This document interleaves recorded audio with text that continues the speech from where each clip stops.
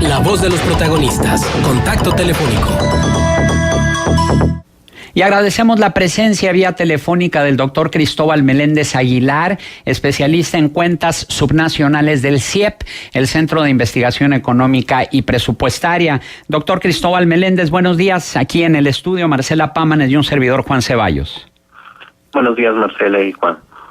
Y bueno, pues para compartir con el auditorio este análisis en el manejo de los recursos públicos federales en las entidades con partidos diferentes, como sucede aquí en el caso de Durango y Coahuila. Durango con un gobierno estatal panista, Coahuila con un gobierno estatal priista y ambos con un gobierno federal priista. ¿Cuál es el análisis que hace el CIEP al respecto?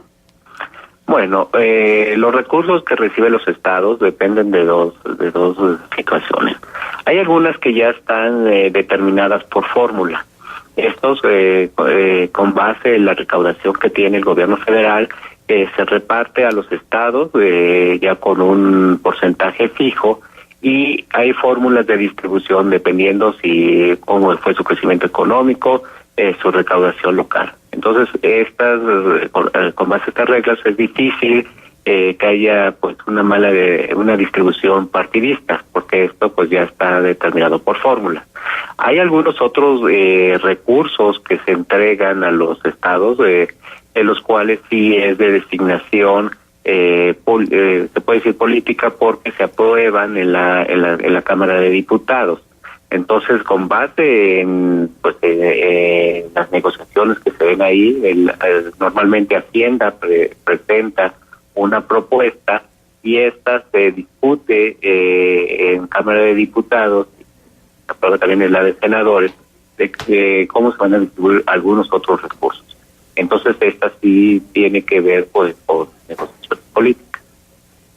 Ayer platicábamos aquí mismo en Contextos con México Evalúa, donde hablaba de este estudio en el que precisamente hay un manejo partidista de los recursos, en particular de 3 programas del ramo 23, y cómo pues se beneficiaron, estando el gobierno federal en manos del Partido de Acción Nacional, se beneficiaron los estados panistas y se perjudicaron a los estados priistas, y viceversa. Al regresar a Los Pinos el PRI, se benefició a los estados priistas y se perjudicó a los estados en manos de otros partidos. ¿Cuáles son las reglas del juego en este caso, o la falta de reglamentación es lo que permite este tipo de, llamémosle, irregularidades, anomalías o manejo discrecional de los recursos? Bueno, en el ramo 23, estos recursos son no sectoriales. Todos los recursos que, pues, de fondos que son a veces un año, como los de reconstrucción específicos, estos pues no tienen reglas de operación clara. Entonces, ¿qué es lo que sucede? Que al no haber reglas, normalmente la designación de estos recursos pues es al arbitrio o de negociaciones políticas al inicio, cuando se hace el presupuesto, o de Hacienda. El problema que se ha estado hablando de que algunos estados se vieron beneficiados o perjudicados es que hubo excedentes en la recaudación del gobierno federal. Entonces, cuando hay excedentes, pues estos recursos se pueden dar en algunos ramos. Principalmente fue en el ramo 23, se distribuyeron más recursos y hubo estados que realmente salieron beneficiados y otros perjudicados. En el sentido de que no se les dio en una misma proporción. Sin embargo, conforme a lo que se había presupuestado a inicio de año, sí se llegó a cubrir. El problema estuvo en los excedentes, que hubo estados, por ejemplo, de saneamiento financiero, que ha estado muy hablado, ¿no? Para estados realmente pues más endeudados, y no se otorgó en una mayor medida a estos estados más endeudados, y es el enojo de algunos gobiernos. Estamos charlando con el doctor Cristóbal Meléndez Aguilar, especialista en cuentas subnacionales del Centro de Investigación Económica y Presupuestaria.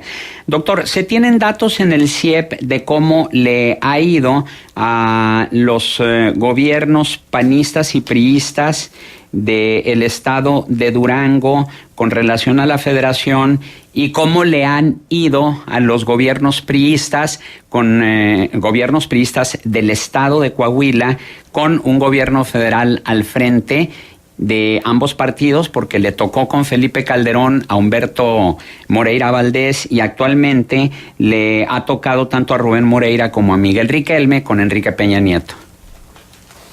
Sí, bueno, tanto a Coahuila como a Durango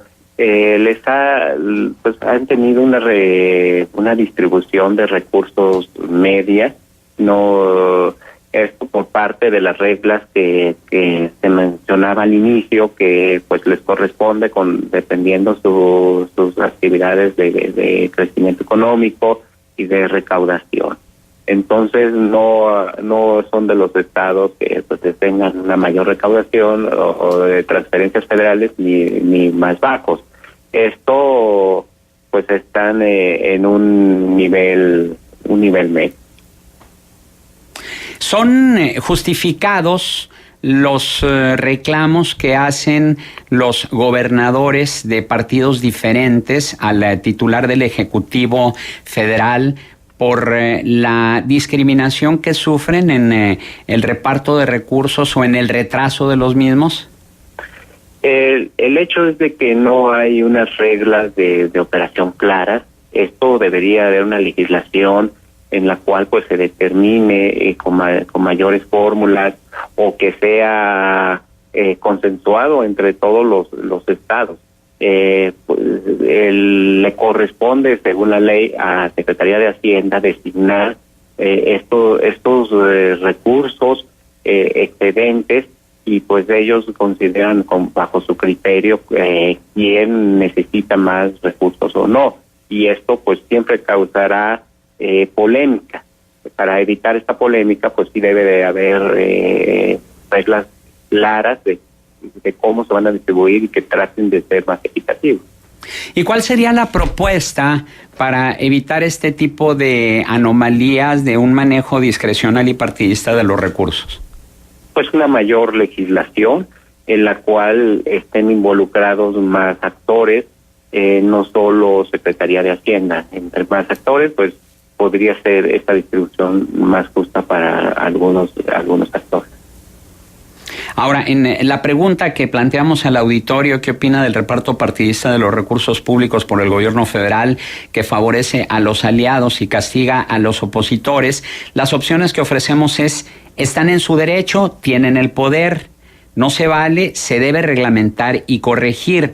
En este caso, ¿es correcto eso? Sí están en su derecho, es decir, están en el poder ellos y ante la falta de reglas de operación claras, ¿pueden manejar de manera discrecional estos recursos o se debería reglamentar precisamente para evitarlo?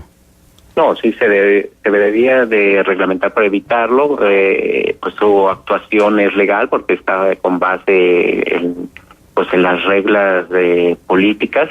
No están fuera de la ley. Sin embargo, sí debería de ser una distribución más justa para que todos los estados tengan las mismas oportunidades para crecer y distribuir recursos a los ciudadanos, que al final de cuentas, si hay un castigo a algunos estados, pues los que salen perdiendo son las personas que viven en estos estados.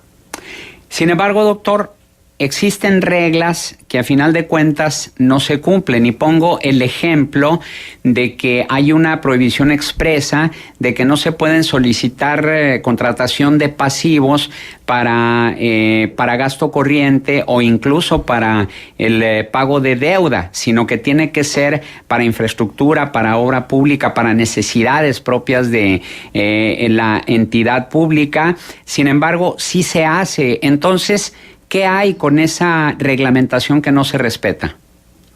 Bueno, en algunos casos pues buscan darle vuelta a las leyes.